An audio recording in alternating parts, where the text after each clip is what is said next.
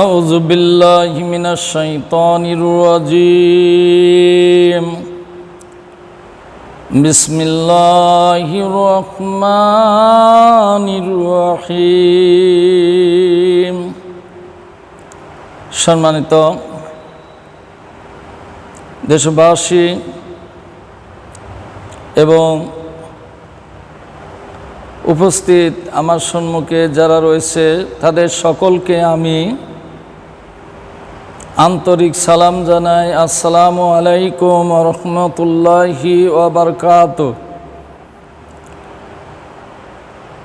মুসলিম ভাইরা, আপনাদের সম্মুখে আজকে আমি এমন একটি বিষয় আলোচনা করব। বিষয়টা হলো ইমাম মাহদী। এই ইমাম মাহদীকে নিয়ে আপনারা এতদিন যে কথাবার্তা শুনে আসছেন তার অনেকগুলি ঠিক, অনেকগুলি ভুল। আমরা জানি ইমাম মাহদী একজন, তিনি আরব থেকে আসবেন, রসুলের বংশধর হবে। আর আমি প্রথমে আপনাদেরকে কোরআন শরীফ থেকে আলোচনা করে শোনাচ্ছি ইমাম মাহদী কতজন হবে। এরপরে আপনাদেরকে আমি হাদিসগুলি পাঠ করে শোনাবো যে ইমাম মাহদী কি একজন হবে না কতজন হবে। এ বিষয়ে বিস্তারিত হাদিসগুলি আপনাদেরকে পাঠ করে শোনাবো। পরে তার আগে কোরআনের আয়াত আপনাদের শোনাবো। তো কোরআন পাঠের আগে আপনাদেরকে বলে নিই, ইমাম মাহদী নাম দিয়ে পরিচয় হবে না, চেহারা দেখি পরিচয় হবে না। আমরা ইমাম মাহদী চিনব কি দিয়ে? আমরা দেখব ইমাম মাহদী তিনি কোরআন থেকে বলেন কিনা, ধর্ম নিয়ে ব্যবসা করেন কিনা, একজন ইমামের কি গুণাবলী আমরা কোরআন থেকে জেনে নেব এবং তাকে আমরা ইমাম মাহদী বলি মেনে নেব। তারপরেও বলছি, যুগে যুগে আল্লাহ পাক সুবহানাহু ওয়া তাআলা প্রচুর নবী নাজিল করেছেন, কিন্তু ওই জাতিরা নবীদেরকে নবী বলি মানি নাই। ইমাম মাহদীকেও সহজেভাবে কেউ মানবে না। তবে যদিও হাদিসে একজন, 10 জন এবং একাধিক ইমাম মাহদীর কথা আছে, এ বিষয়ে আমরা কোরআন থেকে পাঠ করে শোনাবো ইমাম মাহদীর আমল কি হবে। আর আমি সূরা নিসার আয়াত থেকে পাঠ করে শোনাচ্ছি। ইমাম মাহদীকে কি বলা হয়েছে?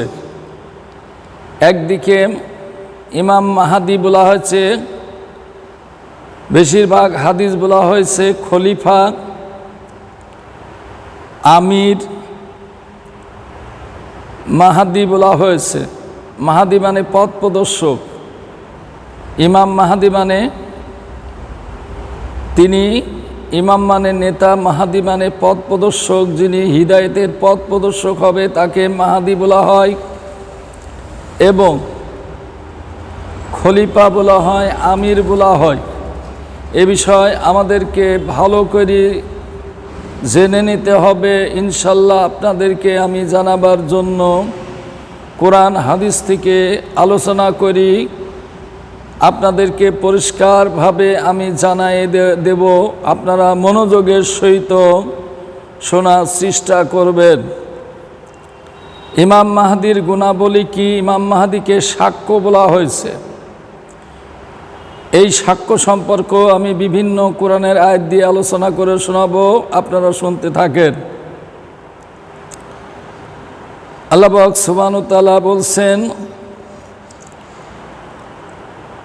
সূরা নিসার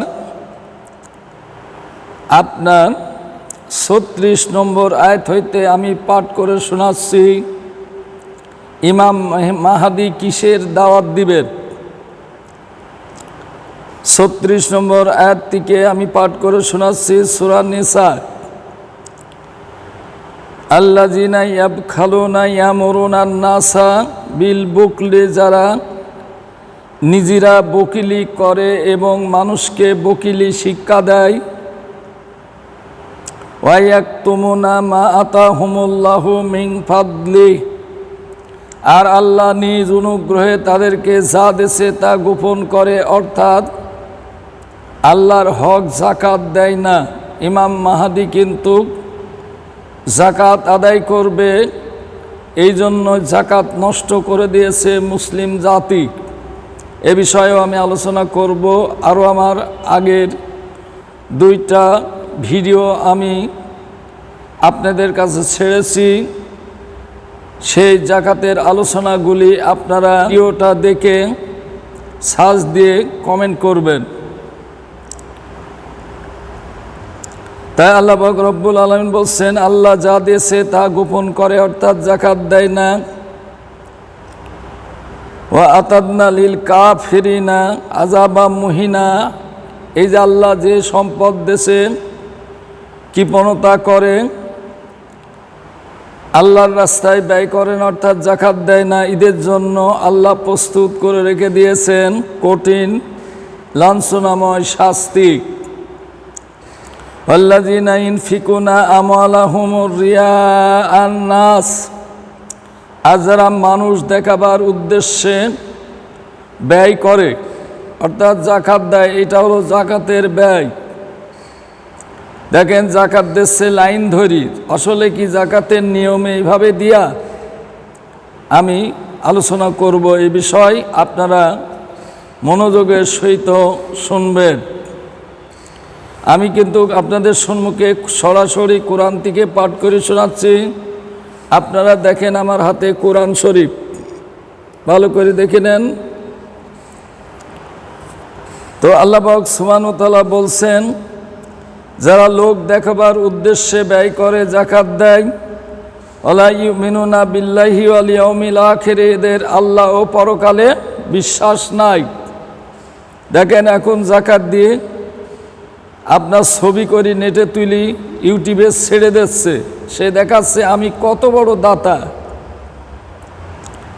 ওমাই ইয়াকুনি শাইতানু লাহু কারিনান ফাসাআ কারিনা, যে কেউ এই ধরনের কাজ করবে, লোক দেখাবার উদ্দেশ্যে ব্যয় করবে, শয়তান তার এক নিকটতম বন্ধু হবে। ওই শয়তান কতই না তার নিকটতম বন্ধু হবে। ওমা যা আলাইহিম লা আমানু বিল্লাহি ওয়াল ইয়াউমিল আখির, যদি আল্লাহ ও পরকালে বিশ্বাস হতো, এতে কি তাদের ক্ষতি হয়ে যেত? ওয়া আনফাকু মিম্মা রাযাকাহুমুল্লাহু, আল্লাহ যা জীবিকা দেশে তা হইতে ব্যয় করত, এতে কি তাদের ক্ষতি হয়ে যেত? এই ব্যয়টা হলো জাকাতের ব্যয়। দেখবেন সূরা বাকারার শুরুতেই আছে, ওয়ামিম্মা রাযাকনাহুম ইউনফিকুন, আমরা যা জীবিকা দিছি তা হইতে ব্যয় করবে। এটা সালাতের পাশে প্রথমে আল্লাহ ব্যয় দিয়ে বুঝিয়েছেন। ওয়াকান আল্লাহু বিহি আলিমা, আল্লাহ তাদের সম্পর্কে অবগত আছে।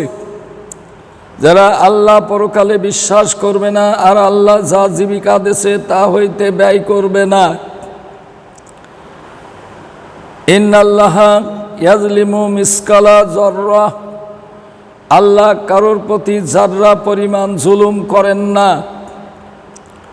ওয়া ইন তাকু হাসানাতুই, যদি কেউ ভালো কাজ করে সামান্যতম, ইউদাইফহা, ওয়াকে আল্লাহ দ্বিগুণ পুরস্কার দেবেন।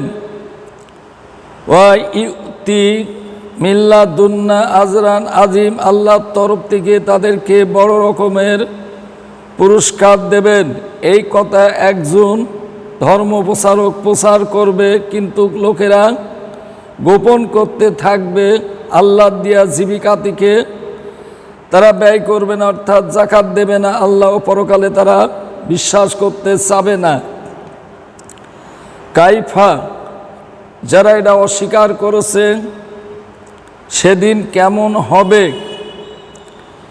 ইজা জিনা মিং কুল্লি উম্মাতিন শাহিদিউ, প্রত্যেক জাতির মধ্যে থেকে একজন সাক্ষ্য তুলব আল্লাহ বলছেন।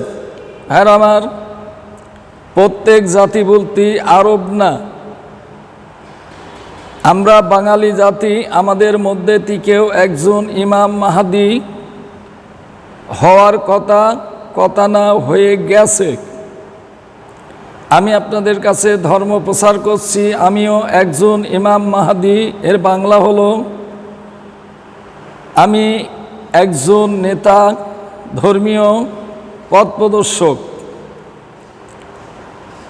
তাই প্রত্যেক জাতির মধ্যে থেকে একজন সাক্ষ্য তুলব আল্লাহ বলছেন। এই সাক্ষ্যর মধ্যে আমিও একজন সাক্ষ্য।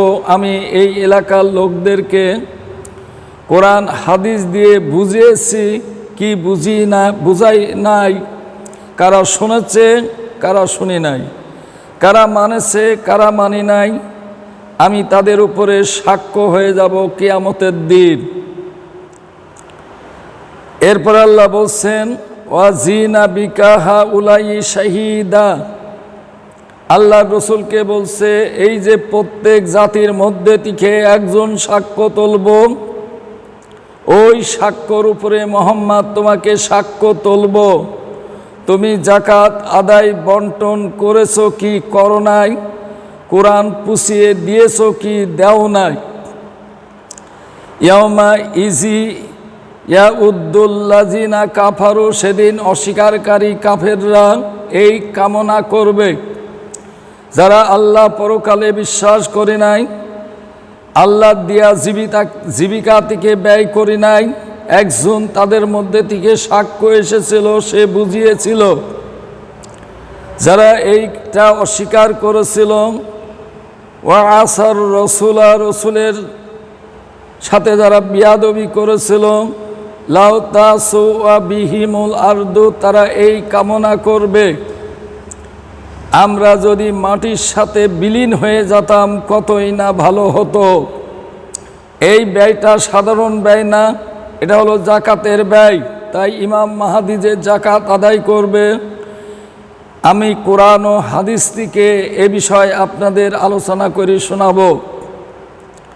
ওয়ালা ইয়াকতুমুন আল্লাহ হাদিসা, আল্লাহর কোনো কথাই সেদিন তারা গোপন করতে পারবে না, কারণ আল্লাহ যাবতীয় কথা কোরআনের মধ্যে বলে দিয়েছেন।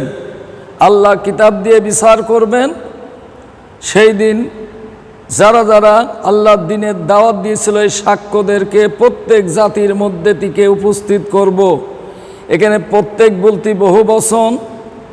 আজ যদি আমরা ধরে নিই আরবের একজন, আপনারা লক্ষ্য করেন এই পৃথিবীর মধ্যে কি একজন নবী এসেছিল? যদিও নবীর দরজা বন্ধ হয়ে গেছে,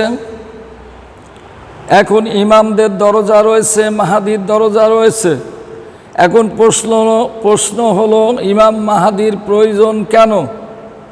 ভাইরা আমার, পৃথিবীর চতুর্দিকে লক্ষ্য করে দেখেন, সঠিক ইমাম আমাদের দেশে নাই। আমাদের ধর্ম ব্যবসায়িক পীর ফকির পণ্ডিত পুরোহিত দরবেশ বক্তা এরা জাকাতের আলোচনা করে না।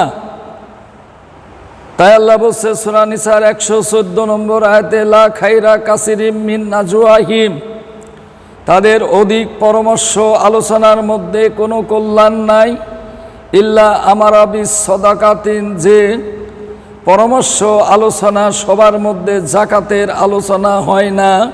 এখানে সদগা শব্দ আছে, সদগা মানে জাকাতের বন্টনকে সদগা বলা হয়। এবার আসেন, আপনাদেরকে আমি সূরা নহলের আরেকটি আয়াত পাঠ করে শোনাতে চাচ্ছি। সূরা নহলের 88 নম্বর আয়াত থেকে আপনাদেরকে পাঠ করে আমি শোনাব যে আল্লাহ পাক সুবহানাহু ওয়া তাআলা কি বলেছেন এই আয়াতেও। 88তে আল্লাহ বলছেন, ওয়া ইয়াউমা নাবাসু ফি কুল্লি উম্মাতিন শাহিদান আলাইহিম মিন আনফুসিহিম, সেদিন আমি আল্লাহ আমার ফেরেশতারা প্রত্যেক জাতির মধ্যে থেকে একজন সাক্ষ্য অর্থাৎ ধর্মপ্রচারক ইমাম বা খলিফাকে তুলব।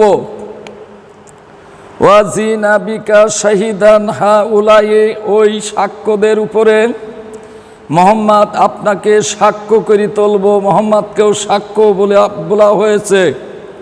এ বিষয়েও আমি সূরা আযহাব থেকে আলোচনা করে আপনাদেরকে শোনাবো, আপনারা মনোযোগের সহিত শুনবেন। কেন আপনাকে ওই সাক্ষ্যর উপরে সাক্ষ্য করে তুলব? ওয়ানাজ্জালনা আলাইকাল কিতাবা তিবিয়ানাল, কারণ আপনার কাছে সর্ববর্ণনাকারী কিতাব নাজিল করা হয়েছিল। লিকুল্লি শাইইন, যার মধ্যে সর্ববর্ণনা ছিল। হুদা ওয়া রাহমাতাও, যার মধ্যে ছিল মুক্তির পথ, হিদায়েত এবং আল্লাহর রহমত। ওয়া বুশরা লিল মুসলিমিন, মুসলিমদের জন্য ছিল সুসংবাদ। এমন কিতাব আপনার কাছে নাজিল করা হয়েছিল। এবার আমরা সূরা হজের শেষ রুকুর একটি আয়াত পাঠ করে শোনাচ্ছি। আল্লাহ বলছেন, মুসলিম কারা? মিল্লাতা আবিকুম ইব্রাহিম, তোমরা তোমাদের পিতৃপুরুষ ইব্রাহিমের ধর্মের মধ্যে আছো। হুয়া সাম্মাকুমুল মুসলিমিন, ইব্রাহিম তোমাদের নাম রেখেছেন মুসলমান। মিন কবলু, তার আগেও মুসলমান ছিলেন। ওয়াফি হাজা, এই কোরআনের মধ্যেও তোমাদের নাম রাখা হয়েছে মুসলমান। লিয়াকুনার রসুল ও শাহিদান, এখানেও দেখেন সাক্ষ্য শব্দ আছে, যাতে রসুল তোমাদেরকে মুসলমান বলি সাক্ষ্য দেয়। এই আয়াত আমি কেন পাঠ করলাম? যেহেতু সূরা নহলের যে আয়াতটা আমি পাঠ করেছি, হুদা ওয়া রাহমাতাও ওয়া বুশরা লিল মুসলিমিন, হিদায়েত, রহমত, সুসংবাদ ওই মুসলমানদের জন্য। তাই ইব্রাহিম তোমাদের নাম রেখেছেন মুসলমান, তার আগেও মুসলমান ছিলে। এই কোরআনেও তোমাদের নাম রাখা হলো মুসলমান। লিয়াকুনার রসুল শাহিদান আলাইকুম, যাতে তোমাদেরকে রসুল মুসলমান বলি সাক্ষ্য দেয়। এবার দেখেন সাক্ষ্য কেন দেয়। এরপরে আল্লাহ বলছেন, ওয়াতাকুনু শুহাদা আলান নাস, দুনিয়ার মানুষও তোমাদেরকে মুসলমান বলি সাক্ষ্য দেবে। শুধু মুসলমানরা, কাফেররা পর্যন্ত সাক্ষী দেবে যে এরা মুসলমান। কোন আমল করলে একজন মুসলমানকে মুসলমান বলি সাক্ষ্য দিয়া যাবে? তাই আল্লাহ পাক রব্বুল আলামিন বলছেন, ফাকিমুস সলাতা ওয়াতুজ যাকাতা, তোমরা যদি নিজেদেরকে মুসলমান বলি পরিচিত হতে চাও, তাহলে তোমাদের সালাত এবং যাকাত আদায় করতে হবে। আমি শুরুতেই বলেছি ইমাম মাহাদিরা যাকাত আদায় করবে, এবং সূরা নিসার সেই আয়াতটা পাঠ করে শুনিয়েছি। এই মাহাদি আল্লাহ দেয়া জীবিকা থেকে ব্যয় করতে বলবে, আল্লাহ ও পরকালে বিশ্বাস করতে বলবে। এই হলো মুসলমানের গুণাবলী, ইমাম মাহাদির গুণাবলী। তাই আল্লাহ পাক রব্বুল আলামিন আরও বলেছেন, আমি কোরআনের আয়াতগুলি আপনাদেরকে পাঠ করে শোনাই, তারপরে বিস্তারিত আমি হাদিসের দিকে যাচ্ছি। দেখেন, এই সূরা নহল থেকে আমি পাঠ করে শুনিয়েছি, প্রত্যেক জাতির মধ্যে থেকে একজন সাক্ষ্য তুলব। ওই সাক্ষ্যর উপরে মোহাম্মদকে সাক্ষী করে তুলব। এই জন্য যেহেতু মোহাম্মদের কাছে সর্ববিষয়ের আলোচনা কোরআন নাজিল করা হয়েছিল। এরপরে আসেন, আল্লাহকে বাদ দিয়ে যারা আলেম, ওলামা, পীর, ফকির, পণ্ডিতদের ইবাদত করেছিল, যারা করেছিল, সূরা কাসাসের 28 নম্বর সূরার 73 নম্বর 74 নম্বর আয়াত আপনাদেরকে আমি পাঠ করে শোনাচ্ছি। আপনারা মনোযোগের সহিত শুনবেন। ইয়াউমা ইউনাদিহিম, সেদিন যারা আল্লাহকে বাদ দিয়ে ধর্ম মিথ্যা রচনা করে নিয়েছিল তাদেরকে ডাকা হবে কিয়ামতের দিন। তারপরে আল্লাহ বলবে ফায়াকুলু আইনা শুরাকা ইয়াল্লাজি কুনতুম তাজউমুন, আল্লাহ বলবে আমার সেই সব শরীকরা কই যাদেরকে তোমরা শরীক মনে করতে। সূরা তওবার মধ্যে বলেছেন ইহুদি খ্রিস্টানরা আল্লাহকে বাদ দিয়ে তাদের আলেম ওলামাকে, আহবার রুহবানদেরকে কি করেছিল, আল্লাহর আসনে বসিয়ে দিয়েছিল, অর্থাৎ তারা যা ফতোয়া তৈরি করেছিল তাদের এই ইহুদি খ্রিস্টানরা তাদের কথা মানত, আর আল্লাহ যেটা বলেছিল ওইটা মানত না। ঠিক একইভাবে আমরা ওইটাই করে ফেলেছি যে আমাদের দেশের আলেম ওলামা পীর ফকিররা যা বলেছে আমরা কোরআন হাদিস খোঁজ করি না দেখেই অন্ধভাবে তাদেরকে প্রভুর মতো মান্য করি। তাই আল্লাহ পাক রব্বুল আলামিন পরের আয়াতে বলছে ওয়ানাজানা মিন কুল্লি উম্মাতিন শাহিদান, যারা আল্লাহকে বাদ দিয়ে শরীক বানিয়েছিল আল্লাহ বলবে আমার সেই সব শরীকরা কই যাদেরকে শরীক মনে করতে। শুনে রেখো সেই দিন আমি আল্লাহ আমার ফেরেশতাগণ প্রত্যেক জাতির মধ্যে থেকে একজন সাক্ষ্য বের করব। ফাকুলনা, অতঃপর সাক্ষ্যদেরকে আমি আল্লাহ আমার ফেরেশতারা বলবো হাতু বুরহানাকুম, তোমাদের দলিল উপস্থিত করো। আমি আল্লাহ তোমাদের যে দলিল আল্লাহর কিতাব দিয়েছিলাম সেই কিতাব উপস্থিত করো। তখন এই সাক্ষ্য অর্থাৎ ইমাম মাহাদি বলেন আর খলিফা বলেন আর আমির বলেন, তারা যখন দলিল উপস্থিত করবে ফা আল্লিমু, যখন তারা আল্লাহকে বাদ দিয়ে অন্যের উপাসনা করেছিল তখন তারা অবগত হবে যে আমরা কি করেছি আর আল্লাহ কি বলেছিল। আন্নাল হাক্কা লিল্লাহি, যে আল্লাহ যেটা বলেছিল ওইটাই হক, ওইটাই সত্য। ওয়াদাল্লা আনহুম মা কানু ইয়াফতারুন, আর ধর্মের মধ্যে যারা মিথ্যা রচনা করে নিয়েছিল সেদিন উধাও হয়ে যাবে। হারামার এই যে আয়াতগুলি পাঠ করলাম এবং সূরা জুমারের মধ্যেও এই আয়াত রয়েছে, আমি আপনাদেরকে পাঠ করি শোনাবো এবার ইমাম মাহাদি সম্পর্কে কিছু হাদিস। আপনারা মনোযোগের সহিত শুনবেন।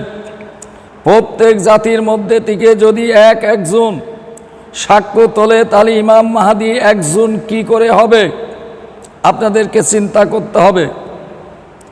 শেষ জামানায় যিনি আসবেন মক্কাতে, তিনি ঈসা আলাইহিস সালামের সাথে তার সঙ্গী হয়ে যাবেন এবং এই গোটা বিশ্ববাসীর বিরুদ্ধে দাঁড়াবেন যারা শিরক বেদাত আল্লাহ বিরোধী আল্লাহর কিতাবকে গোপন করেছে তাদের বিরুদ্ধে দাঁড়াবেন।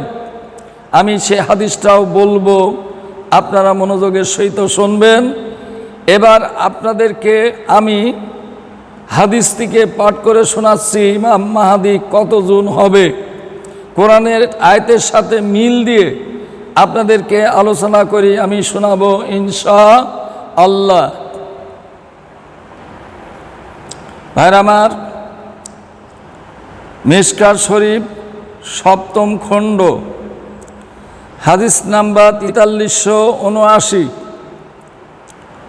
হযরত আবু হুরায়রা রাদিয়াল্লাহু তাআলা হইতে বর্ণিত, নবী সাল্লাল্লাহু আলাইহি ওয়াসাল্লাম বলিয়াছেন, বনি ইসরায়েলদের নবীগণ তাদের উপর পরিচালনা করিতেন, বনি ইসরায়েলদেরকে পরিচালনা করতেন। যখন একজন মারা যাইতেন তখন অন্য আরেকজন নবী তাহাদিকে পরিচালনা করিতেন। কিন্তু রাসূল সাল্লাম বলেন, আমার পরে আর কোনো নবী নাই, অবশ্য খলিফা হবেন এবং তাহারা হবে অনেক, প্রচুর। দেখেন, ইমাম মাহদী একজন হবে না, সাহাবা একরামগণ জিজ্ঞাসা করিলেন, ইয়া রাসূলুল্লাহ, তখন আমাদিওকে কি করার নির্দেশ দিতেছেন? রাসূল সাল্লাম তিনি বলিলেন, প্রথম জনের বায়াত পূর্ণ করিবে যিনি তোমাদের কাছে প্রথম আসবে। ইমাম মাহদী বায়াত নেবেন, এই বায়াতটা হবে সালাত এবং যাকাতের। কালেমা, সালাত, যাকাতের বায়াত নেবে ইমাম মাহদী। তখন তার বায়াত তোমরা পূর্ণ করবে। নিশ্চয়ই আল্লাহ পাক সুবহানাহু ওয়া তাআলা কিয়ামতের দিন এই খলিফা সম্পর্কে তোমাদেরকে জিজ্ঞাসাবাদ করা হবে, তাকে কিভাবে মান্য করা হয়েছিল। এবার আপনাদেরকে আমি আরও হাদিস দেখাই। এই হাদিসে দেখলেন প্রচুর খলিফা, যা কোরআনের আয়াতের সাথে আপনার মিল হয়ে গেল। এটা আপনারা ভালো করে বোঝেন। ভাইরা আমার, কোরআনে বলা হয়েছে প্রত্যেক জাতির মধ্যে থেকে একজন সাক্ষ্য। হাদিসও পাওয়া গেল প্রচুর খলিফা। এই খলিফা কেন বলা হলো? আল্লাহর কিতাব সূরা নূর, এখান থেকে আপনাদেরকে আমি পাঠ করে শোনাবো, তারপরে আরও হাদিস বলবো। কেন মাহাদিদের খলিফা বলা হয়েছে? এই মাহাদিদের হাত ধরেই ইসলামিক রাষ্ট্রীয় খেলাফত কায়েম হবে। এই সাহাবায়ে কেরামরাও ছিল খলিফা, যারা ইসলামিক রাষ্ট্র কায়েম করেছিল। তারপরের থেকে যখনই আলেম ওলামাদের হাতে ধর্ম চলে গেছে, সেদিন থেকে খেলাফত নষ্ট হয়ে গেছে। আজ পর্যন্ত কোনো খেলাফত, ইসলামিক খেলাফত নাই। আর দেশে ধর্ম ব্যবসায়িক সর্বস্তরে ভরে গেছে। আপনারা তার সাক্ষী। এক নাইট লাখ টাকা, ৮০,০০০, ৭০,০০০, ৬০,০০০, ৪০,০০০, ৩০,০০০, ১০,০০০, মানে যার যে ধরনের কণ্ঠ বলার ভঙ্গি, এইভাবে তারা ধর্ম নিয়ে ব্যবসা করছে। আর ওদিকে পীর সাহেবরা মুরিদের ছাগল, গরু, হাঁস, মুরগি, ফসল লুট করে নিচ্ছে। মুরিদদের দিয়ে সবক আদায় করছে, কিন্তু যাকাত আদায় করে ইমামের উপরে ৮টা খাতে ব্যয় করা ফরজ, এই কাজ তারা করাই নাই। আর যাকাতের উপরে এক মিথ্যা ফতোয়া দিয়ে ধনীর ঘাড়ে চাপায় দেশে, যা কোরআন হাদিসে কোথাও নাই। কোরআনে আছে গরিবরাই যাকাত দিয়েছিল। আমি আমার আগের ভিডিওগুলিতে যাকাতের আলোচনার মধ্যে আমি আলোচনা করে ভিডিও ছেড়ে দিয়েছি, আপনারা দেখে নেবেন। তবে সময় পালে এখানেও কিছুটা আলোচনা করব। এই খেলাফত কারা পাবে? সূরা নূরের ৫৪ নম্বর আয়াত, সূরা নম্বর ২৪ নম্বর সূরার ৫৪ নম্বর আয়াত, সূরা নূর। আল্লাহ পাক সুবহানাহু ওয়া তাআলা বলছেন, ওয়াদাল্লাহুল্লাযিনা আমানু মিনকুম ওয়া আমিলুস সলিহাতি, নিশ্চয় তোমাদের মধ্যে যারা ঈমান এনে নেক কাজ করেছে, আল্লাহ তাদের থেকে ওয়াদা দিয়েছে। ওয়াদার বাংলা আরেকটা অর্থ হয় বায়াত নিয়েছে। বায়াত মানে অঙ্গীকার। যারা ঈমান এনে নেক কাজ করবে, আল্লাহ বলছেন তাদের সাথে আল্লাহ ওয়াদা করেছেন, লা ইয়াস্তাকলিফান্নাহুম ফিল আরদে, আল্লাহ বলছেন এই পৃথিবীর মধ্যে তাদেরকে আমি খেলাফত দেব। এখানে খলিফা শব্দ আছে। এই খলিফা আরও দেখেন, সৃষ্টির শুরুতেই খলিফা ছিল। সূরা বাকারার মধ্যে আল্লাহ বলছে, ওয়াইজ ক্বালা রাব্বুকা লিল মালাইকাতি ইন্নী জাইলুন ফিল আরদে খলিফা। স্মরণ করো সেই সময়ের কথা যখন আল্লাহ ফেরেশতাদের নিয়ে মিটিং করেছিল, আমি পৃথিবীতে একজন প্রতিনিধি খলিফা সৃষ্টি করতে চাই। এটা সূরা বাকারার মধ্যে আছে। এখানেও আল্লাহ যারা ঈমান এনে নেক কাজ করেছে, আল্লাহ তাদের সাথে অঙ্গীকার করেছে যে অবশ্যই এই পৃথিবীর মধ্যে তাদের রাষ্ট্রীয় খেলাফত দান করা হবে। কামাস্তাকলাফাল্লাযিনা মিন ক্বাবলিহিম, যেমন তাদের পূর্বের নবী রসুলদেরকে খেলাফত দেওয়া হয়েছিল। খেলাফত কয়ভাবে দেওয়া হয়েছিল আমি আলোচনা করে শোনাই। যুদ্ধের মাধ্যমে খেলাফত দেওয়া হয়েছিল। দাউদ আলাইহিস সালাম যুদ্ধ করে খেলাফত অর্জন করেছিল এবং আমাদের রাসূল সাল্লাল্লাহু আলাইহি সাল্লাম যুদ্ধ করে খেলাফত অর্জন করেছিল। ইউসুফ নবী কাফেরদের কাছে মানুষ হয়ে আল্লাহ তাকে খেলাফত দিয়েছিল। নূহর জাতিকে আল্লাহ ধ্বংস করে নূহকে খেলাফত দেওয়া হয়েছিল। আদ জাতিকে ধ্বংস করি হুদ নবীকে আল্লাহ খেলাফত দিয়েছিল। তাই আল্লাহ বলছেন, পূর্বের নবী রসুলদেরকে যেভাবে খেলাফত দেওয়া হয়েছিল, কামাস্তাকলাফাল্লাযীনা মিন কাবলিহিম, তাদের পূর্বের লোকদেরকে যেভাবে খেলাফত দেওয়া হয়েছিল নবী রসুলদেরকে, ওইভাবেই খেলাফত দেব। ওয়ালা ইউমাক্কিন্না লাহুম দীনাহুমুল্লাযী তারজা, আর মুসলিমদের জন্য আল্লাহ যে দিন পছন্দ করে রেখেছেন সেই দিনকে আল্লাহ তিনি প্রতিষ্ঠিত করে দেবেন, সুদৃঢ় করে দেবেন। ওয়ালা ইউবাদদিল্লান্নাহু মিন বাদি খাউফি আমনা, আজকে ধর্মের কথা বলতে যায় বিপদ আসছে, বিপদটাকে দূরীভূত করেন, শান্তিতে নিরাপদে পরিণত করে দেব, এমন একটা রাষ্ট্রীয় খেলাফত দেব। যদি রাষ্ট্রীয় খেলাফত নিতে চাও, আল্লাহ বলছেন, ইয়া বুদু নানি, আমার ইবাদত করো, লা ইশরিকুনা বি শাইয়া, কোনো মতেই কোনো রকম আল্লাহর সাথে শরিক করবে না। আমরা আলেম পীর ফকিরদের সাথে শরিক করেছি। জাকাতের নিয়ম ছিল একরকম, তারা বলেছে আর এক রকম। আল্লাহ জেকের চুপি চুপি করতে বলেছেন, চিৎকার বাদ দিয়ে অনুচ্চরবে করতে বলেছেন। আমাদের পীর সাহেবরা আমাদের জেকের শিখিয়েছেন চিল্লাই, লাফ মেরে, ড্যান্স দিয়ে, প্যান্ডেলে ঠেলি উঠা, বাঁশ বায়ে উঠা, কিলাকিলি, এগুলো আল্লাহ যা নিষিদ্ধ করেছে আর ওরা তাই শিক্ষা দিয়েছে আর লোকজন তাই করে, এরা এদের সাথে শরিক করেছে। আল্লাহর ইবাদত করতে বলা হয়েছে। আল্লাহর ইবাদতের মধ্যে বলা হয়েছে কুল্লাস আলুকুম আলাইহিম আজরিন, সূরা সদের শেষ রুকু, মেলা আছে, তার মধ্যে একটি সূরার নাম আমি উল্লেখ করলাম। এই কোরআনের বিনিময়ে আমি তোমাদের কাছে পয়সা চাইনি, ওয়ানা মুতাকাল্লিফিন, আমি ভণ্ডদের অন্তর্ভুক্ত না। তাই আমি শুরুতেই বলেছি, ইমাম মাহাদি ধর্ম ব্যবসায়িক হবে না। আপনারাই বলুন তো, এত আলেম ওলামা পীর ফকির থাকতে ইমাম মাহাদির কি দরকার? অবশ্যই দরকার। ধর্ম নষ্ট করেছে ইমাম মাহাদির, আবার এই খলিফা ইমাম মাহাদি দুই এক জায়গায় বলা হয়েছে, সব হাদিসগুলিকে খলিফা বলা হয়েছে ইমাম মাহাদির হাদিসে। যার কারণে আমি এই খেলাফতের আলোচনা করছি সূরা নূর হইতে।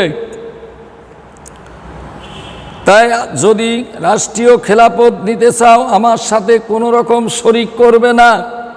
জাতি শরিক করেছে।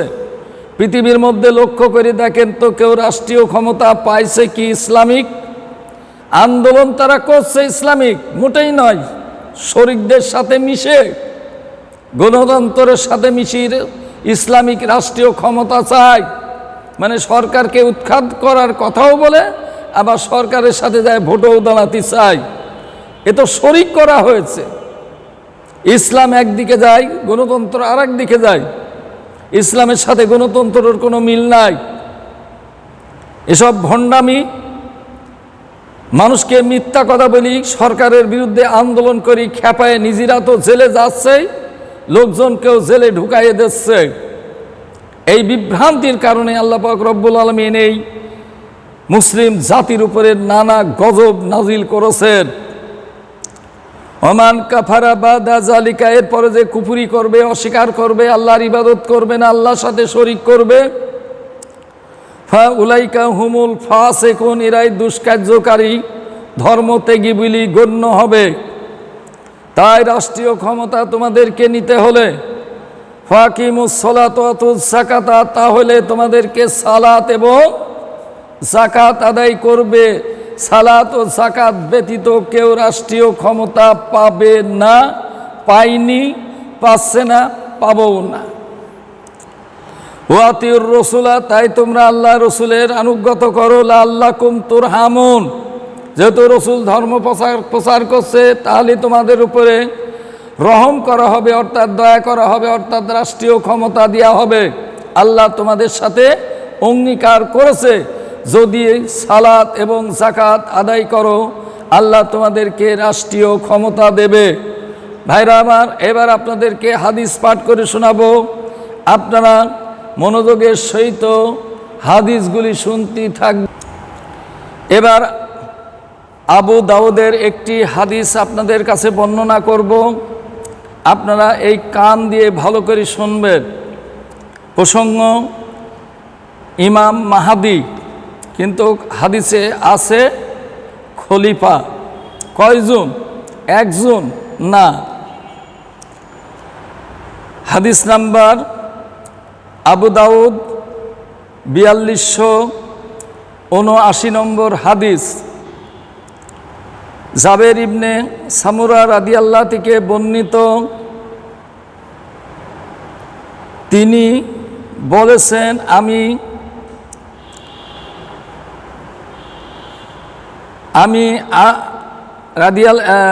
সামুরা রাদিয়াল্লাহকে বলিতে শুনিয়াছি, এই দিন ততদিন প্রতিষ্ঠিত থাকবে যতদিন তোমাদের মধ্যে 12 জন খলিফার আবির্ভাব না হবে। তাদের প্রত্যেক উম্মতকে তার পাশে একত্রিত করা হবে। অতঃপর আমি নবী সাল্লাল্লাহু আলাইহি সাল্লামের আর একটি কথা শুনেছি, তবে তা বুঝতে পারিনি। পরে আমি আমার পিতাকে এই ব্যাপারে প্রশ্ন করায় তিনি বললেন,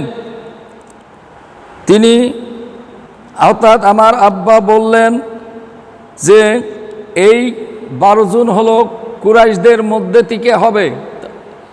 তাহলে দেখা গেল আবু দাউদের 4279 নম্বর হাদিসে বলা হয়েছে 12 জন খলিফা। এখানে বাংলায় ইমাম মাহাদি লেখা আছে, আরবিতে খলিফা আছে। তাহলে 12 জন যদি হয়, তাহলে ওই যে একজন হাদিস আছে, এই 12 জনের কথাও সত্য। এই 12 জন খলিফাও অর্থাৎ ইমাম মাহাদি ওই আরবে হবে। এ বিষয়ে আমি কোরআনের আয়াত পাঠ করছি, শোনেন। সূরা মায়েদা 5 নম্বর সূরা, আয়াত 12। আল্লাহ বলেন, লাকাদ আখায আল্লাহু মিসাকা বানি ইসরাঈল, আল্লাহ বনী ইসরাইলদের থেকে অঙ্গীকার নিয়েছিলেন। ওয়ামিনহুম আশারান নাকিবা, তাদের মধ্যে থেকে 12 জন সর্দার অর্থাৎ ইমাম নিযুক্ত করলেন। করি আল্লাহ বললেন, অকাল আল্লাহু মালাইন আকামতুমুস সালাতা ওয়াতাইতুমুজ যাকাতা। ওই 12 জন ইমামকে বললেন, নিশ্চয় আমি আল্লাহ তোমাদের সাথে থাকব যদি তোমরা সালাত এবং যাকাত আদায় করো। আমানতুম বি রাসূলি, এবং আমার রসুলের প্রতি ঈমান আনো। দেখেন তো এই 12 জন ছিল কারা? এই 12টি সর্দার, 12 জন ইমাম ছিল। এরা ছিল ইউসুফ আলাইহিস সালামের বংশধর, অর্থাৎ রসুল সাল্লাল্লাহু আলাইহি সাল্লামের বংশধর।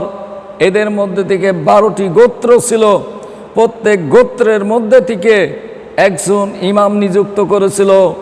এই হাদিসের সাথে কোরআনের মিল। আর আমি প্রথম যে হাদিস পাঠ করেছিলাম, প্রত্যেক জাতির মধ্যে থেকে একজন সাক্ষ্য তুলব। যে হাদিসটা আমি মিশকাত শরীফের 7ম খণ্ড থেকে বলেছি, প্রচুর খলিফা হবে, এটাও মিল। কারণ আমাদের এখানে কুরাইশদের 12টা কোনো গোত্র নাই।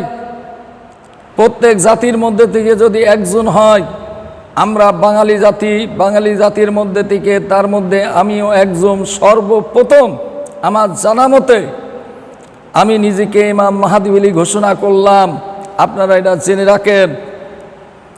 ইমাম মাহাদির কাজ হবে আল্লাহর কিতাব পাঠ করে শোনাতে হবে। আমি আল্লাহর কিতাব গবেষণা করে দেখেছি, এই যে প্রত্যেক জাতির মধ্যে থেকে আসবে ইমাম মাহাদি, এইটা অনেকেই জানে না। এখানে সাক্ষ্য বলা হয়েছে। এবার আর একটা হাদিস আপনাদেরকে আমি পাঠ করে শোনাই। আরও 2-3টা হাদিস পাঠ করে শোনাবো, আপনারা মনোযোগের সহিত শুনবেন। ভালো করে খেয়াল করে শুনবেন। ভাইরা আমার, মেশকাত 10 খণ্ড ইমাম মাহাদি অধ্যায়ন থেকে হাদিসটা আমি বর্ণনা করছি। হাদিস নাম্বার 5206। ভালো করে শোনেন। হযরত আবু হুরায়রা রাদিয়াল্লাহু তাআলা আনহু বলেন, রাসূলুল্লাহ সাল্লাল্লাহু আলাইহি ওয়াসাল্লাম বলিয়াছেন, ততক্ষণ পর্যন্ত কিয়ামত কায়েম হবে না যতক্ষণ পর্যন্ত ধনসম্পদের প্রাচুর্য হবে, এবং এত হবে পানির মতো উহা প্রবাহিত থাকবে, এত সম্পদ বৃদ্ধি হবে, এমনকি লোকেরা নিজেদের মালের যাকাত বাহির করবে বটে, কিন্তু উহা গ্রহণ করার মতো কোনো লোক পাওয়া যাবে না। এই হাদিস থেকে একটু লক্ষ্য করেন তো, যাকাতের আমল পরিবর্তন হবে না? একটা আমলের পরিবর্তন হবে।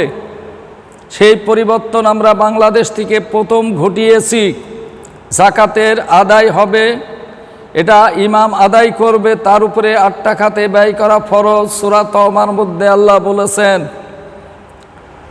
সূরা তাওবার 60 নম্বর আয়াতে বলছে, ইন্নামাস সাদাকাতু লিল ফুকারা, নিশ্চয়ই যাকাত সমূহ অর্থাৎ সদকা, সদকা মানে যাকাত, যারা নিঃস্ব তারা পাবে। 2 অল মাসাকিনি, মিসকিন পাবে। 3 অন আমিনিনা আলাইহা, যিনি যাকাত আদায় করবেন ইমাম তিনি বেতন পাবেন, অথবা লোক লাগালি তারাও বেতন পাবে। 4 ওয়াল মুআল্লিফাতে কুলুবিহিম, অন্তর জয় করবার জন্য দিতে হবে, অর্থাৎ বেজাতি বেধর্মীদেরকে দিতে হবে, দিয়ে মুসলমান বানাতে হবে।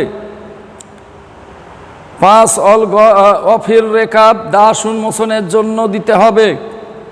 6 অল গড় মিনা, লোনগ্রস্তদের লোন পরিশোধের জন্য দিতে হবে, লোনের দায়ে যারা অপমান হচ্ছে, ঘর বাড়ি বিক্রয় করে দোকান বিক্রয় করে পথে বসছে, তাদেরকে যাকাতের মাল থেকে ইমাম দেবে।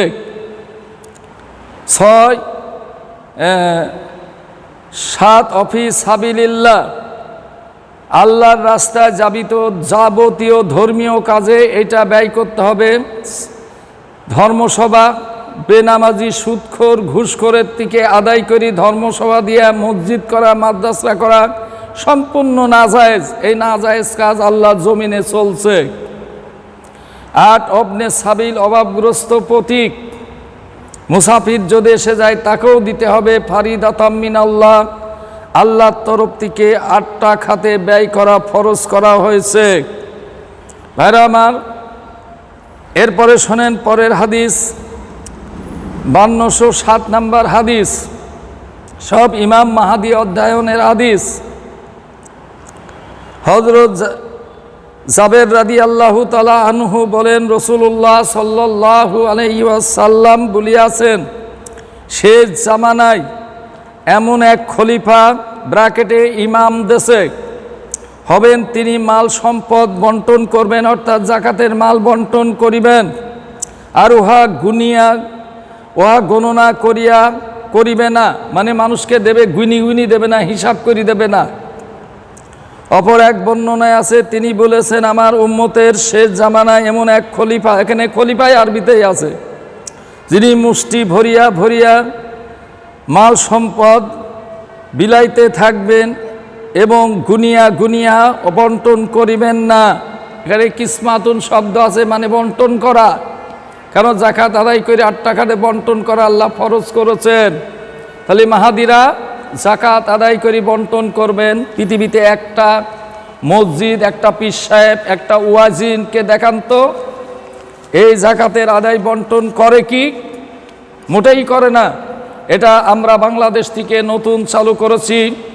প্রত্যেক উপার্জনশীল ব্যক্তির উপরে যাকাত ফরজ রয়েছে এবং যাকাত 2 ভাগে বিভক্ত করা হয়েছে। একটা হলো উপার্জনের যাকাত 40 ভাগের 1 ভাগ, আর একটা হলো বাৎসরিক যাকাত, যেটা 200 দিরহাম থাকলে পারে তার থেকে 5 দিরহাম দিতে হবে, আর ফসল কাটার দিনে দিতে হবে 10 ভাগের 1 ভাগ, আর জমিতে পয়সা খরচ হলে দিতে হবে 20 ভাগের 1 ভাগ।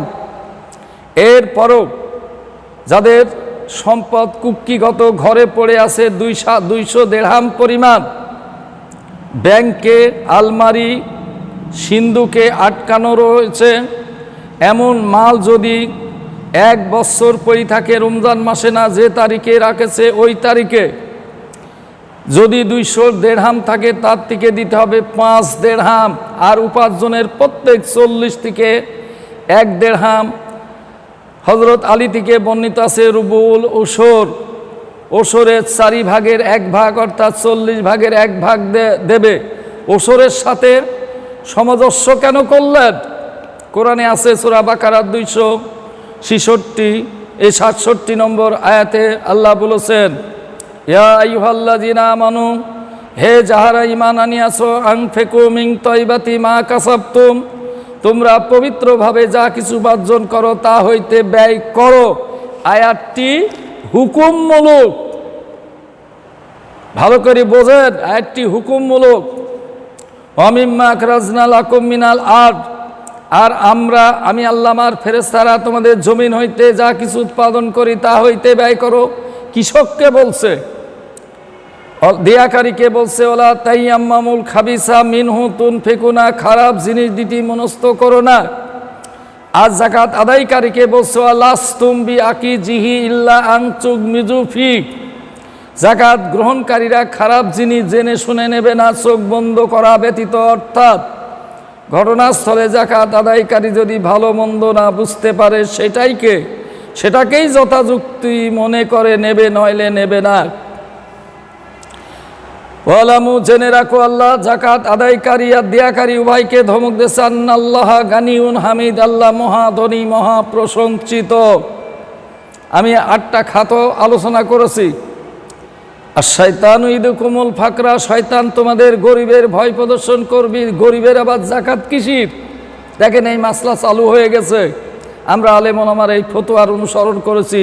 কোরআন হাদিসে কোথাও নাই গরিবরা জাকাত দিতে হবে। গরিবরাই জাকাত দিয়েছে। সূরা তাওবাতে বলেছেন আল্লাহ পাক সুবহানাহু ওয়া তাআলা, আমি সেটা আয়াতটা পরে পাঠ করছি। আর শয়তানু ইদুকুমুল ফাকরা, শয়তান গরিবের ভয় দেখায়। ওয়ায়ামুরুকুম বিল ফাহশা, এসে ফাহিশা কাজে নির্দেশ দেয়। বিড়ি খা, সিগারেট খা, গাঁজা খা, চা খা, এইগুলি যখন খায় সে গরিব হয় না। আর শয়তান ফাহিশা কাজে নির্দেশ দেয়। আল্লাহু ইদুকুম মাগফিরাতাম মিনহু ওয়া ফাদলা, আল্লাহ বলছে গরিব হওয়ার শর্ত যদি দিস তোর ধন সম্পত্তি আমি বৃদ্ধি করে দেব। কে বলল ধনীর উপরে জাকাত ফরজ? সূরা জারিয়াতের 17 নম্বর আয়াতে বলছে মুসল্লিদের মালের মধ্যে নির্ধারিত হক আছে। সূরা মারিদের 22 নম্বর আয়াত থেকে 25 নম্বর আয়াত পড়েন। মুসল্লিদের মালের মধ্যে নির্ধারিত হক ধনীর উপরে ফরজ, এই কথা আল্লাহ কোরআনে কোথাও বলেন নাই, আল্লাহর রাসূলও বলেন নাই। এবার আসেন, তাহলে ইমাম মাহাদিরা কি করবে? জাকাত আদায় বন্টন করবে। এমন একজন ইমাম বাংলাদেশে দেখান তো। আমি ইমামের আয়াত পাঠ করছি, সূরা আম্বিয়া আয়াত 72। ওমা জালনা আইম্মাতা, ওই সমস্ত আল্লাহ ভক্ত নবী রসুলদেরকে আল্লাহ ইমাম করেছিল। ইয়াদুনা বি আমরেনা, তারা মানুষকে আমি আল্লাহ আমার ফেরেশতার নির্দেশ মোতাবিক তারা পথ দেখাতো। ওয়াহাইনা ইলাইহিম, ওই ইমামদের উপরে প্রত্যাদেশ করা হয়েছিল। ফিলাল খায়রাতি, ইমামরা সমাজের কল্যাণমূলক কাজ করবে। সেই কল্যাণমূলক কাজটা কি? ওয়াইকামিস সালাতি ওয়া ইতাইস যাকাত, তারা সালাত এবং যাকাত আদায় করবে। অকান লানা আবেদিন, যার কারণে ইমামরা আমার দাসত্ব করেছিল। ভাইরা আমার, আল্লাহর দাসত্ব করতে হলে ইমামকে অবশ্যই সালাত এবং যাকাত আদায় করতে হবে। সূরা বাকারাত দেখেন 40 থেকে পড়েন। লা তালবিসুল হাক্কা বিল বাতিল, সত্যের সাথে অসত্যের মিশ্রিত করো না। ওয়াতাকতুমুল হাক্কা ওয়া আনতুম তালামুন, এবং জেনে শুনে সত্যকে গোপনও করবে না। আজকে সত্যের সাথে সব অসত্য মিশ্রিত হয়ে গেছে। ওয়াকিমুস সালাতা ওয়াতুজ যাকাতা ওয়ারকাউ মার রাকিন, যারা সালাত এবং যাকাত আদায় করছে এই রুকুকারীদের সাথে রুকু করো, অর্থাৎ এই দলে সম্মিলিত হও। আপনি কোন দলে যাবেন? কোন দলের লোক যাকাত আদায় করে বলেন। এবার আপনাদেরকে আমি একটি আরো হাদিস পাঠ করে শোনাবো, আপনারা মনোযোগের সহিত শোনেন। মিশকাত শরীফের 10 খণ্ডের 5222 নম্বর হাদিস আপনাদের কাছে বর্ণনা করছি। আমি বাংলাতে পড়ছি, আরবিতে অনুবাদ করার ক্ষমতা আমার রয়েছে, সময়ের অভাব হবে, ভিডিওটা আরও বেরিয়ে যাবে, যার কারণে আমি বাংলা পড়ি শোনাচ্ছি, আপনারা মনোযোগের সহিত শুনবেন। 5222 নম্বর হাদিস হযরত উম্মে সালামা রাদিয়াল্লাহু থেকে বর্ণিত। রাসূল সাল্লাল্লাহু আলাইহি সাল্লাম বলিয়াছেন, একজন খলিফার মৃত্যুর সময় লোকদের মধ্যে আপনার মতবিরোধ দেখা দেবে যে কে খলিফা হবে। তার মানে এমন একটা জামানা সামনে আসছে, নিতায়াত হত্যা হবে, কেউ খেলাফতে বসতে চাবে না। ওই যে আল্লাহ বলছেন, আমি তোমাদের খেলাফত দেব। এই ইমাম মাহদী কিন্তু সালাত ও যাকাতের কথা বলবেন। তখন মদিনা হইতে এক ব্যক্তি বাহির হইয়া মক্কার দিকে ছুটিয়া পালায়ন করিবে। আচ্ছা, ইমাম মাহদী মদিনা থেকে পালাবে কেন? আপনারা একটু সাধারণ জ্ঞান দিয়ে চিন্তা করেন তো, কেন পালাবে?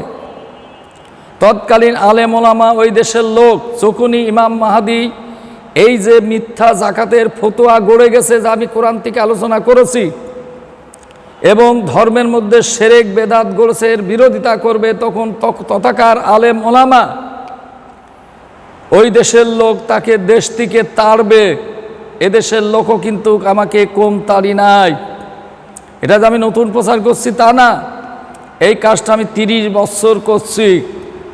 আমার আগে যিনি করেছেন তিনি কুরাইশ বংশেরই একজন ছিলেন, তেনার নাম ছিলেন ফারুক কুরাইশি। উনি আজ কয়েক বছরের মৃত্যুবরণ করেছেন। উনি 96 বছর বয়স বেঁচে ছিলেন। একজন দালালি সবার মধ্যে তিনি লম্বা লোক ছিলেন। উনি কুরাইশ বংশের একজন ছিল, তারই ছাত্র তিনি আমার শিক্ষক ছিলেন ধর্মীয় ব্যাপারে। এই সময় মক্কাবাসীগণ যখন ওই লোকের কিছু আলোচনা শুনবেন যে আমরা ভুল ভাল করেছি ওই খলিফার মৃত্যুর সময়, তখন লোকজনকে বলবে, আমাদের দেশে মদিনা থেকে একজন লোক এসে বলেছে আমাদের ধর্ম ঠিক না, আমরা ঠিক ধর্মের উপরে নাই। তখন মক্কাবাসী বলবে, ওই লোকটাকে তোমরা বের করে নিয়ে এসো জনসমাজে। মক্কাবাসীগণ তার নিকটে আসিয়া তাকে আপনার কি করবেন, জোরপূর্বক ঘর হইতে বাহির করিয়া আনিবেন। মানে তিনি বেরোতে চাবেন না, খেলাফতের দায়িত্ব নিতে চাবেন না, কিন্তু সে তা পছন্দ করিবে না। অতঃপর যখন লোকেরা তাকে ছাড়বেই না, তখন এই ইমাম যিনি এই খলিফা, তখন এই লোকটা কি করবেন? তখনও খলিফা হই নাই। অতঃপর হাজার ও আসওয়াদ মাকামে ইব্রাহিমের মধ্যবর্তী স্থানে লোকেরা তাহার কাছে বায়াত গ্রহণ করিবে। দেখেছেন বায়াতের কথা? আমি কোরআনও বায়াতের আলোচনা করেছি যে মুসা জাতির মধ্যে থেকে আল্লাহ বায়াত নিয়েছিল, নিশ্চয়ই আমি থাকবো তোমাদের সাথে যদি সালাত ও যাকাত আদায় করো। এবং প্রথম যে ইমাম মাহদীর প্রচুর ইমাম মাহদী হবে, প্রত্যেক মাহদী তার অনুসারীদের থেকে বায়াত নেবে, এই মাহদীও বায়াত নেবে। এটা বায়াত সালাত আর যাকাতের বায়াত, কালেমার বায়াত। ইহার পর সিরিয়া হইতে একটি সেনাবাহিনী তার বিরুদ্ধে যুদ্ধ করার জন্য প্রেরণ করা হবে। যে ইমাম মাহদী একজন খলিফা, সে নতুন ধর্ম প্রচার করছে, ধর্মটা মানুষের কাছে নতুন হয়ে দাঁড়াবে, অথচ ধর্ম কিন্তু পুরিনি ছিল। সিরিয়াবাসীরা মুসলমান না, এরা ইমাম মাহদীকে হত্যা করবার জন্য সেনাবাহিনী প্রেরণ করিবে। কিন্তু মক্কা ও মদিনার মধ্যবর্তী বাইদা নামক স্থানে তাহাদিওকে এই মাটির তলে পুঁতিয়া ফেলা হবে। কে পুঁতি ফেলবে? আল্লাহর তরফ থেকে তারা মাটির মধ্যে পুঁতি যাবে। এক অলৌকিক ঘটনা ঘটে যাবে। ইনি হলেন শেষ জামানার মাহদী।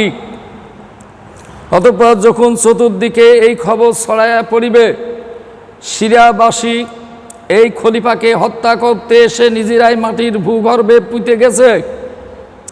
এই কথা যখন ছড়ায়ে পড়বে এবং লোকেরা চাক্ষুষ এই অবস্থা দেখতে পাবে, আসবে, সিরিয়া থেকে এসে সচক্ষে দেখবে,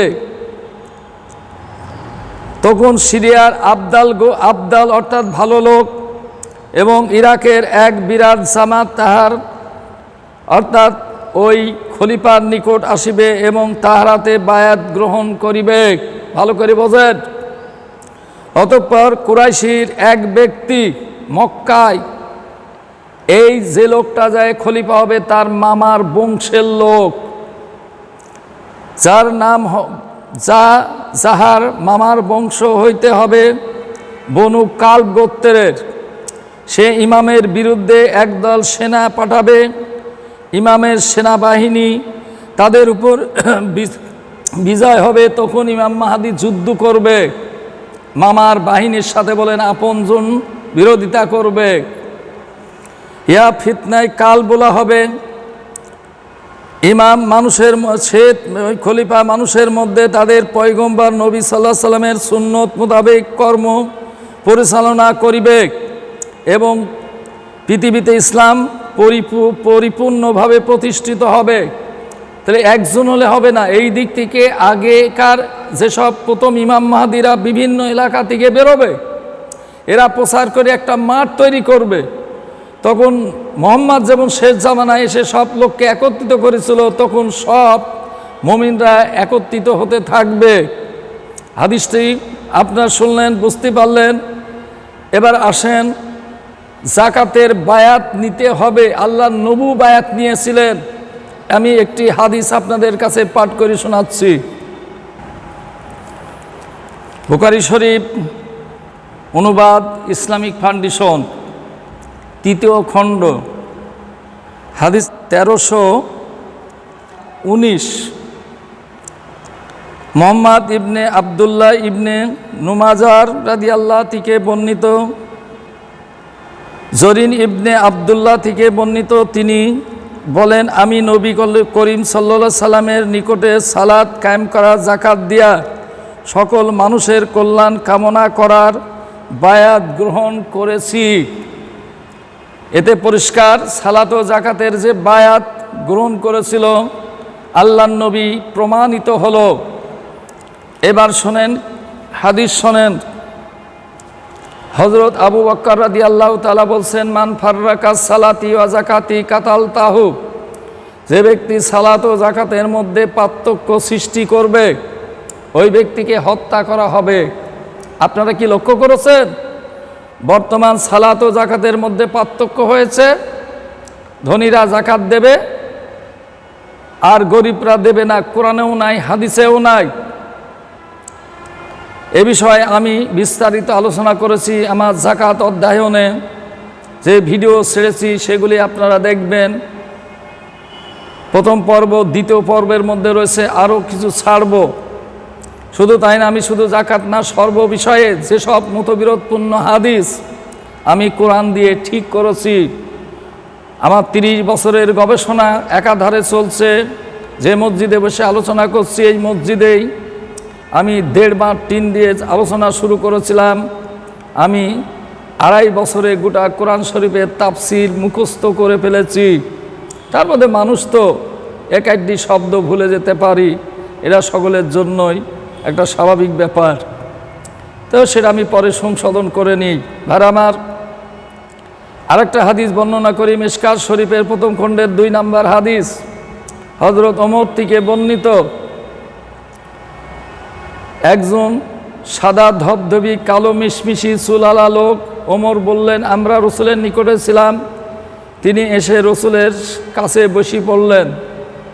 তার 2 হাঁটু তার 2 হাঁটুর সাথে মিলায়ে তার 2 জানুর উপরে অর্থাৎ হাঁটুর উপরে হাত রেখে বললেন, ইয়া মোহাম্মদ, এ মোহাম্মদ, আকবরনি আনিল ইসলাম, আমাকে ইসলাম কি বলেন, ইসলাম কি বলেন।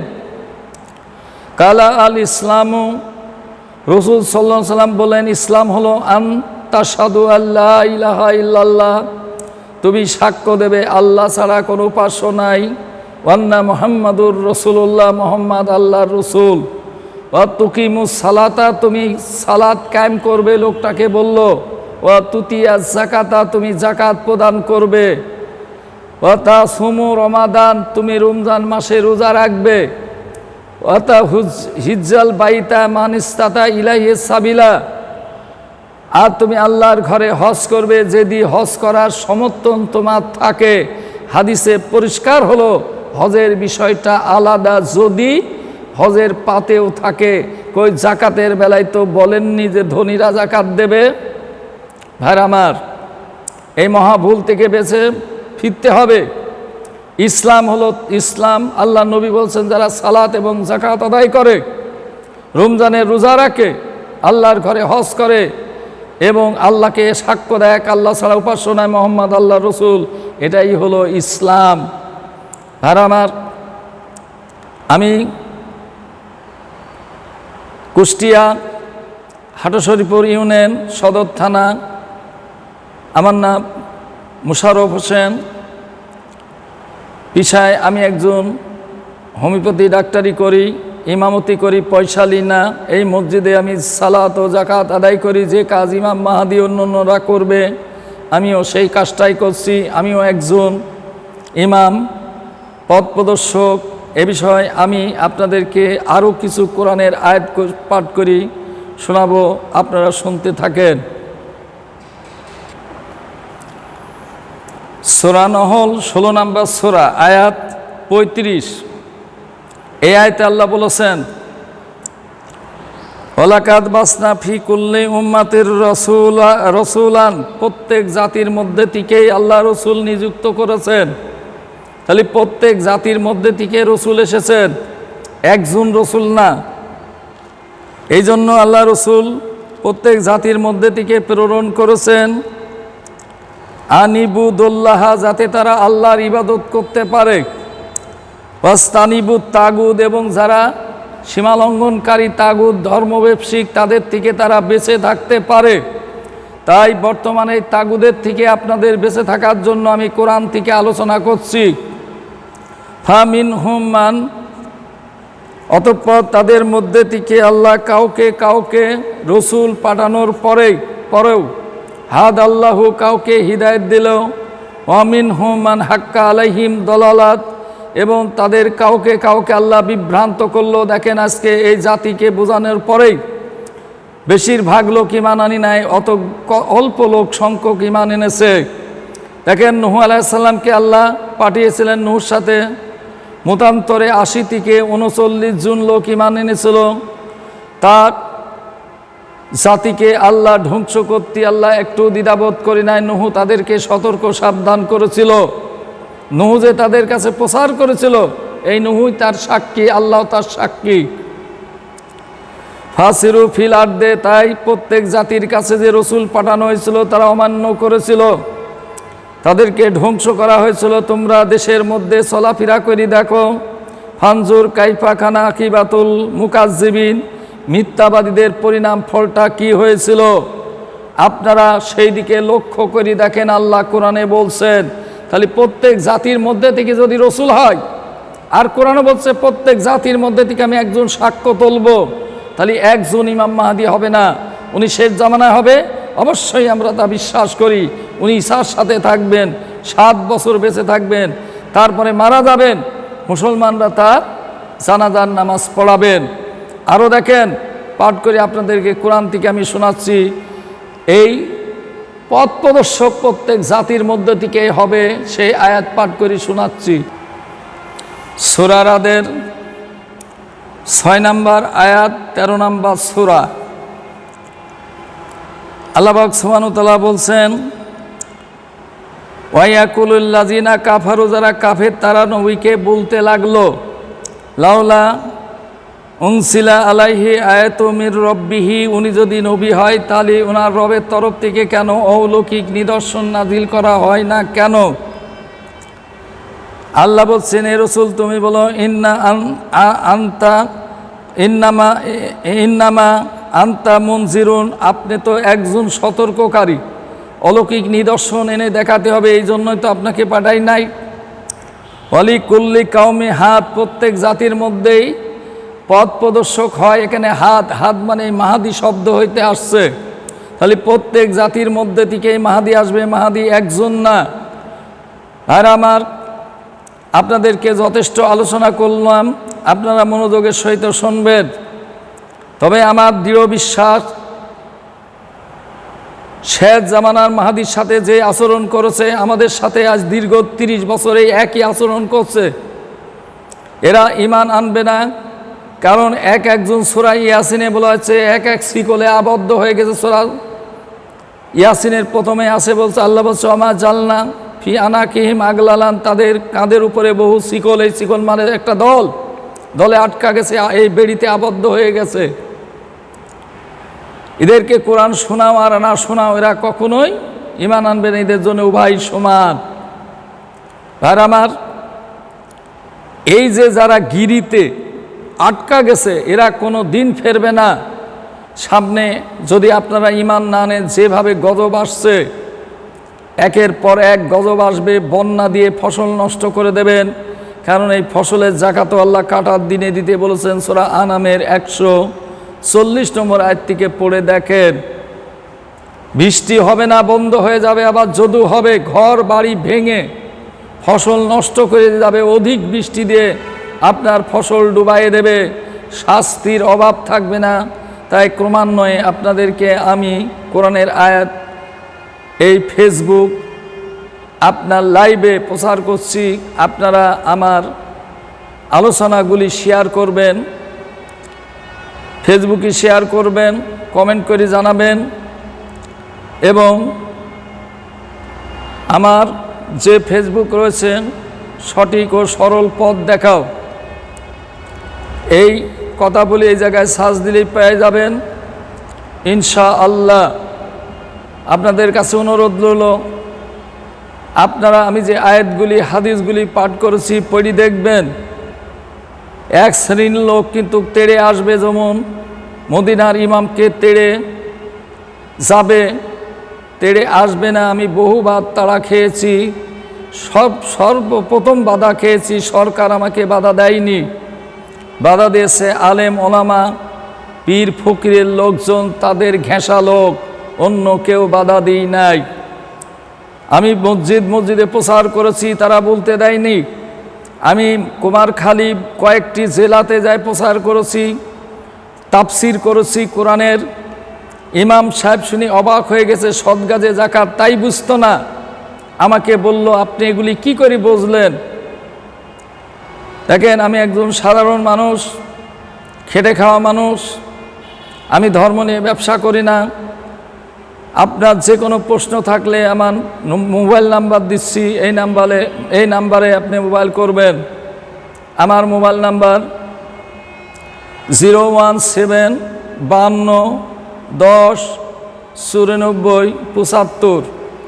আপনি ফোনে জানতে চাবেন, আমি আপনাকে ফোনে উত্তর দেব কোরআনের আয়াত দিয়ে প্রথমে, পরে দেব হাদিস দিয়ে। তবে হাদিসের ব্যাপারে পরস্পর মতবিরোধ আছে, সেগুলি আমি কোরআন থেকে ঠিক করে রেখে দিয়েছি, কোন হাদিস জাল আর কোন হাদিস সত্য।